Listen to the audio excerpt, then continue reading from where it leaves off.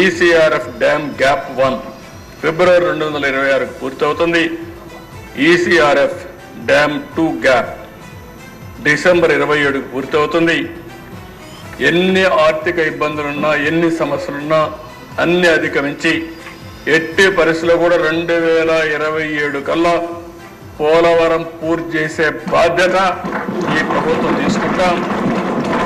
అటు ఇటు కాదన్నా జూన్ కాకపోతే ఇంకో 2-3 నెలల్లో ఎట్టి పరిస్థితుల్లో మీరందరూ గర్వంగా ప్రజల దగ్గరికి పోయి చెప్పుకునే విధంగా ఈ ప్రాజెక్ట్ పూర్తి చేసే బాధ్యత ఈ ప్రభుత్వం తీసుకుంటుందని చెప్పి కూడా నేను మీకు తెలియజేస్తున్నా.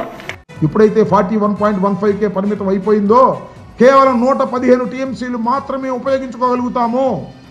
195 టీఎంసీలు ఉపయోగించుకోలేము. మీ రకంగా సర్వనాశనం చేశారనేది నా ఆరోపణ. కానీ నా మనసులో చెప్తున్నా ఇది వాస్తవం. క్యాబినెట్లో ఆ నిర్ణయం తీసుకున్నారు. మీరు మోడీ గారు ఏమి లాలూచి పడ్డారో, మోడీ గారు మిమ్మల్ని ఏం బెదిరించారో, మీరు ఆయన ఏం బెదిరించారో ఏమో నాకు తెలియదు. కానీ రాష్ట్ర ప్రయోజనాలను మీరు గోదావరిలో కలిపేశారు.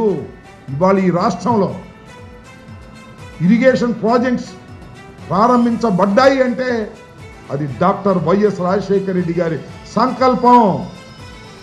సంకల్పం వల్లే ఇవి ప్రారంభమయ్యాయి తప్ప చంద్రబాబు నాయుడు గారు ఏం ప్రారంభం కాల.